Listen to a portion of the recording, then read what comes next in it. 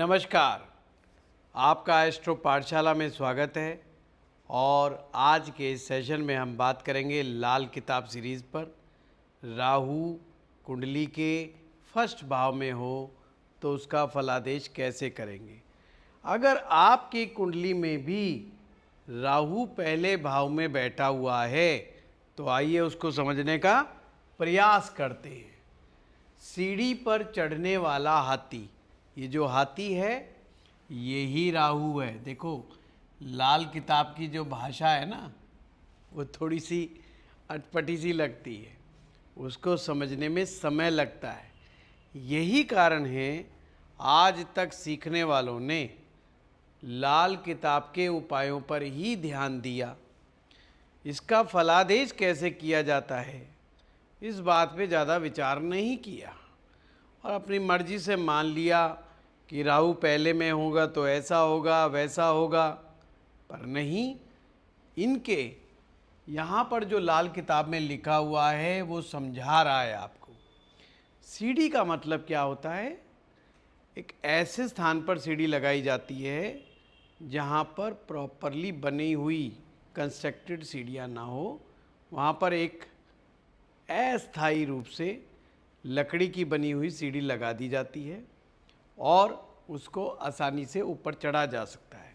ऐसा स्थान जहाँ तक पहुँचना मुश्किल हो उस स्थान के लिए सीढ़ी लगाई जाती है।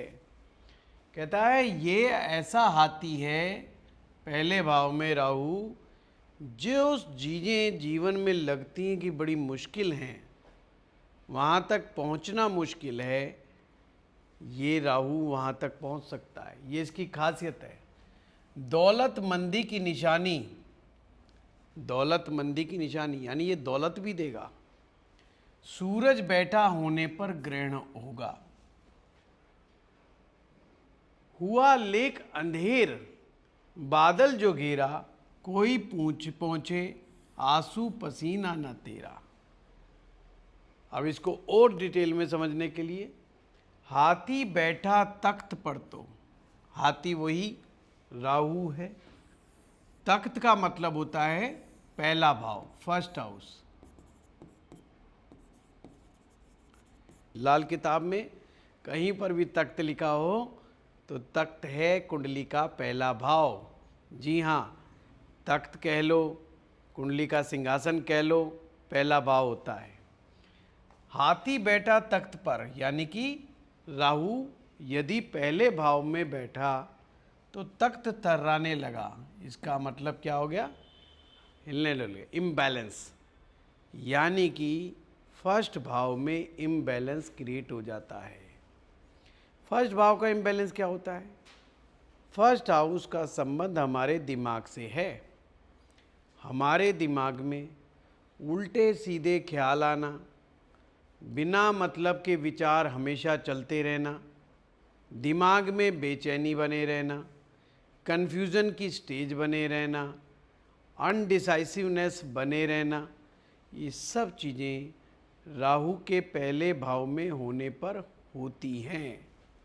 आगे कहता है सूरज बैठा जिस घर में ग्रहण वह आने लगा।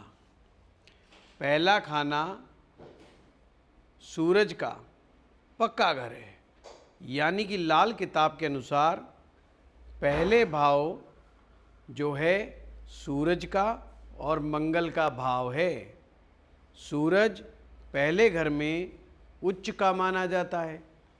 अगर यहाँ पर राहु ग्रह पहले भाव में आ जाए तो कहता है कुंडली में सूरज कहीं पर भी बैठा हो उसका असर ग्रहण जैसा होगा, यानी कि सूर्य को भी डेंट लगा हुआ माना जाता है।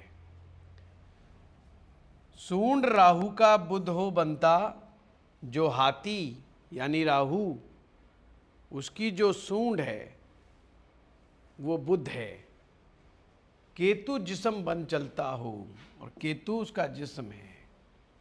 यहाँ पर ये समझाने की कोशिश की जा रही है यदि जन्म पत्रिका में राहु पहले भाव में बैठा है तो सूरज कुंडली में कहीं पर भी हो, तो सूर्य ग्रहण की स्थिति मान के चलो, वैसा मंदा असर सूरज का देखने को मिल सकता है।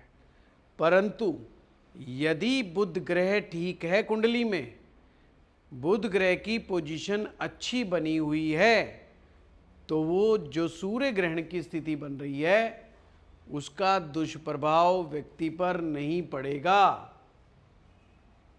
टोला तीनों का जिस दम मिलता, मौत फरिश्ता गूंजता हो, चलती गाड़ी में रोड़ा अटका, माला भली जो टूटी हो। राहु को बने बनाए कामों को बिगाड़ने वाला बताया गया है। अगर बुध की स्थिति ठीक ना हो तो चलते काम को रोकने वाला, बने बनाए काम को बिगाड़ने वाला, अपने आप ही कार्यों को बिगाड़ लेने वाला, अपने निर्णयों से, अपने गलत डिसीजन से अपनी लाइफ में खुद प्रॉब्लम पैदा करने वाला व्यक्ति हो जाता है। ऐसा का व्यक्ति माला पूरी नहीं होने देता, माला पूरी मतलब काम पूरा नहीं होने देता, उससे पहले ही कोई ना कोई ऐसी गड़बड़ कर बैठता है जिससे वो काम आगे बढ़ता ही नहीं है। होते सभी कुछ ना कुछ होना, राम कहानी होती हो, धन दौलत और लड़के पोते कायम सभी ख्वाह होता हो। राहु चमक जब अपनी देवे, काम कोई ना आता हो, बुध शुक्र हो जब तक उम्दा। बुध और शुक्र बड़ा ध्यान वाली बात है, बुध और शुक्र पहले घर के राहु की ये चीज समझ लेना। अगर जन्म पत्रिका में बुध और शुक्र ये दो ग्रह उम्दा हो जाएं तो ना तो ग्रहण का असर फील होगा, ना ही जो मैंने बातें बताई हैं आपको दिमागी असंतुलन, ओवर थिंकिंग, प्रोकास्टिनेशन, अनडिसाइसिवनेस, इनमें भी कमियां देखने को मिलती है। मंगल बैठा जब आ घर 12, राहु सिफर खुद होता हो। अब ऐसे में मंगल कुंडली के 12वें भाव में नहीं बैठना चाहिए, नहीं तो राहु बहुत ज़्यादा गड़बड़ काम कर देता है। हाथी को कंट्रोल करने की जो टेक्निक होती है वो उसके महावत के पास होती है, और हाथी का जो महावत होता है ये मंगल होता है। यानी कि राहु को कंट्रोल में रखने की ताकत मंगल के पास होती है। अगर कुंडली में मंगल भी मंदा हो जाए तो राहु की कारगुजारियों को कंट्रोल नहीं किया जा सकता। मैंने जैसा आपको कहा है, राहु का काम है अविश्वास पैदा करना, बेचैनी पैदा करना, वहम पैदा करना, ये सब राहु की कारगुजारियां हैं। रस्सी को सांप समझना, चीज़ों का सही सही आकलन ना कर पाना, ये राहु की आदत होती है, खास करके जब राहु खराब हो। और राहु खराब कब होगा? ध्यान से सूत्र समझिए। कुंडली में जब बुध शुक्र अच्छे ना हों और मंगल अगर कमज़ोर होगा तो भी ये राहु को कंट्रोल नहीं किया जा सकता।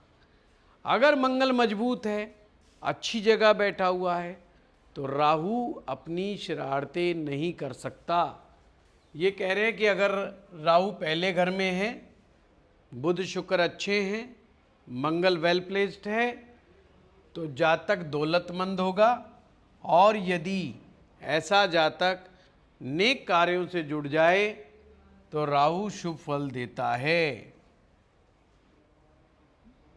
अगर सूर्य शुभ हो तो राहु अच्छा फल देगा, पर ये कब देगा? जब बुध शुक्र अच्छे हों और मंगल उम्दा हो।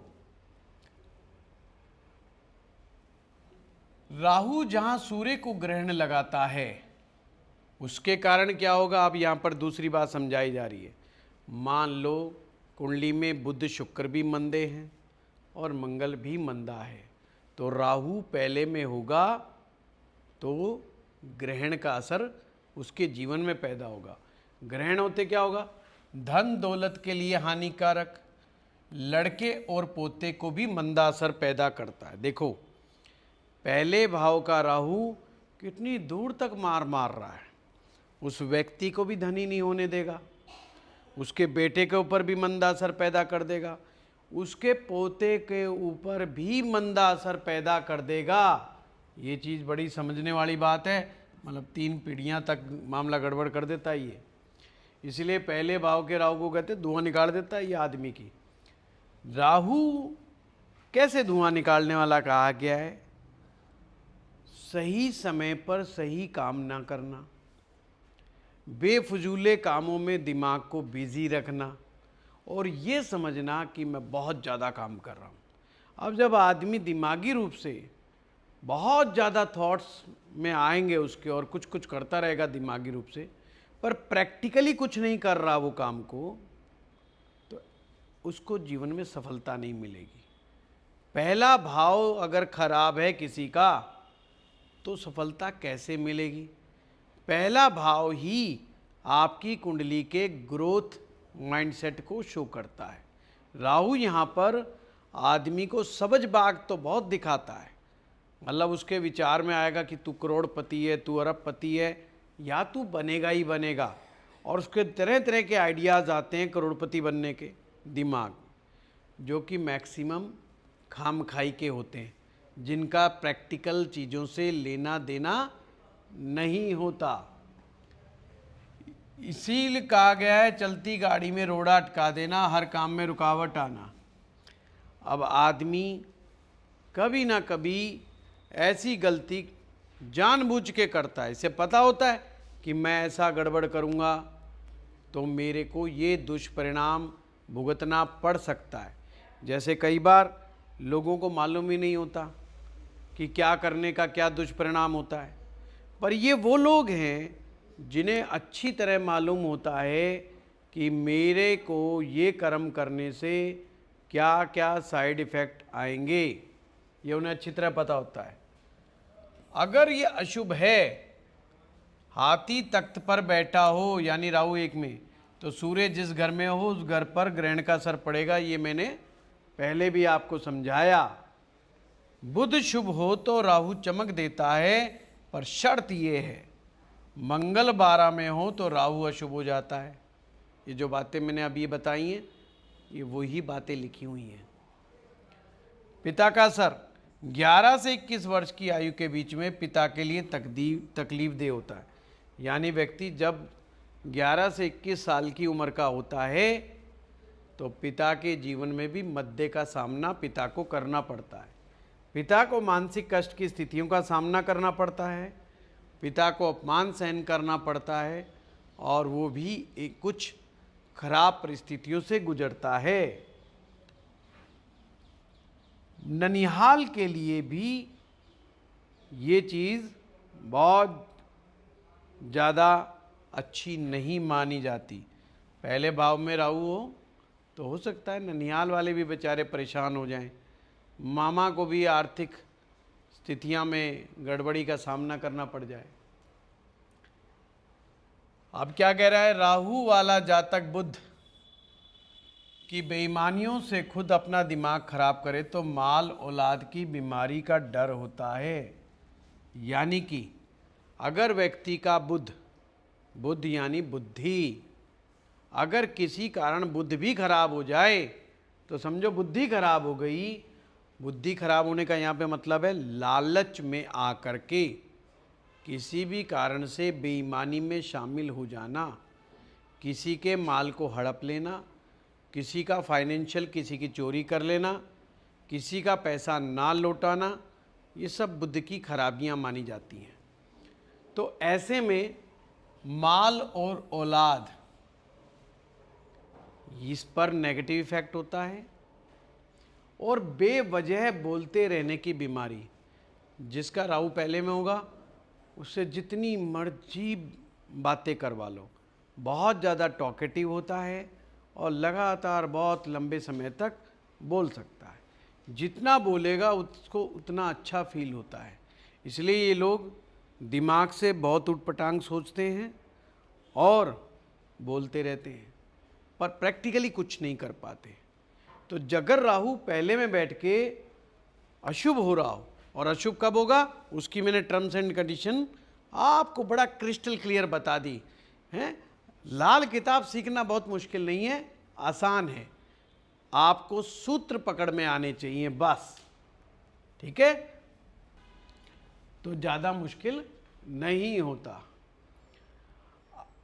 तो क्या क्या शर्तें मैंने बताई हैं, सिंपल, बुध ग्रह शुक्र ग्रह अच्छे होने चाहिए, मंगल ग्रह वेल प्लेस्ड होना चाहिए, मंगल अच्छी जगह पे बैठना होना चाहिए, मजबूत होना चाहिए, तो राहु पहले नंबर में अच्छा है। अगर ये स्थितियां खराब हो गई किसी भी कारण से तो मामला गड़बड़ हो गया। अब गड़बड़ हो गया तो क्या करना चाहिए, नंबर 1, पिता से संबंधित रिश्तेदारों की सेवा करनी चाहिए। नंबर 1, पिता या पिता से संबंधित रिश्तेदारों की सेवा करनी चाहिए। नंबर 2, चांदी का टुकड़ा हमेशा अपने पास रखे, परंतु राहु की वस्तुओं से परहेज करें और बुध की वस्तुओं की मदद लेते रहें। ये समझने वाली बात है। बुध की वस्तुओं का मतलब, सबसे पहला, बुध का रतन पन्ना। अगर राहु गलत असर दे रहा है, ऐसे जातक को तुरंत पन्ना रतन धारण कर लेना चाहिए। खाने पीने में भी हरी सब्जियां या हरे फल का उपयोग करना चाहिए। आंवले का सेवन इनके लिए हितकारी होता है। फाइनेंस को बहुत संभाल करके रखना चाहिए, फाइनेंस को इनको सीखना चाहिए। राहु की वस्तुएं क्या होती हैं, जितनी भी नशे की चीज़ें होती हैं, जैसे तंबाकू है, नशे की चीज़ है, इनसे दूरी बना के रहनी चाहिए। कोई भी किसी भी प्रकार का नशा हो, गांजा हो, सुल्फा हो, तंबाकू हो, इससे बचना चाहिए। या आपने कभी सुना होगा कुछ लोग ऐसे सूखे नशे करते हैं, ऐसा केमिकल सूंघ लेते हैं, किसी भी प्रकार का सूखा नशा राहु से संबंधित होता है, उससे दूरी बना के रखनी चाहिए। राहु का संबंध साले से भी है, साले के साथ मिलके कभी काम नहीं करना चाहिए, साले के साथ भी थोड़ा सम्मानपूर्वक व्यवहार करें और उचित दूरी बना करके रखें, नहीं तो चीज़ें गड़बड़ हो सकती हैं। बुध की वस्तु में और साथ में क्या होता है, बहन, बेटी, बुआ, मौसी, इनके साथ संबंध अच्छे रखें। सूर्य बैठे घर के ग्रह संबंधी दोष को ठीक करें, यानी सूर्य जहाँ बैठा हो उस भाव को भी ठीक करें। बिजली का सामान ये अपने ससुराल से ना लें, बिजली के सामान कभी मुफ्त में ना लें, जैसे बल्ब है, एसी है, पंखे हैं, ये फ्री गिफ्ट में नहीं लेने चाहिए। बेशक ससुराल वाले ही क्यों ना दें, आपको ये नहीं लेना है, नहीं तो चीज़ गड़बड़ हो जाती है। आइए फिर से समझाता हूँ।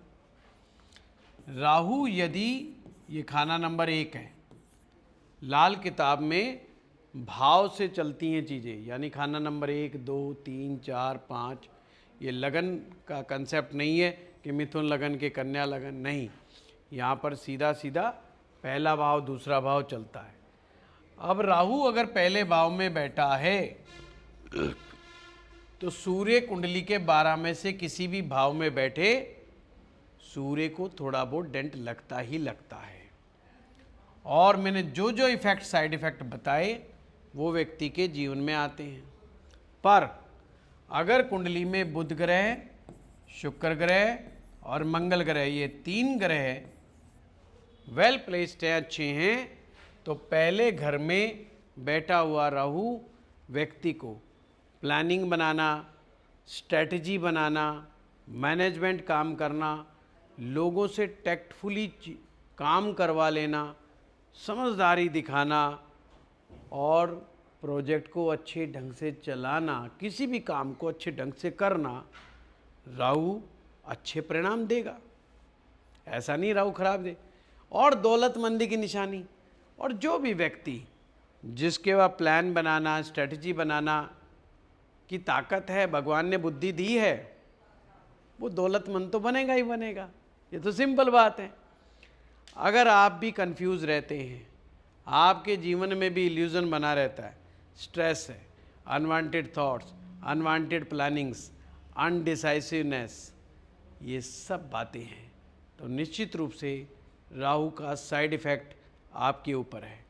ऐसे में राहु के उपाय करें, माँ दुर्गा जी का पाठ करें, उत्तम रहता है। सरस्वती, माँ सरस्वती जी की उपासना करें, उत्तम रहता है। प्राणायाम डेली करें, मेडिटेशन डेली करें, राहु का दुष्प्रभाव कम होता है। और लाल किताब के उपाय करें। आपको ये वीडियो कैसा लगा कमेंट बॉक्स में ज़रूर लिखें। धन्यवाद।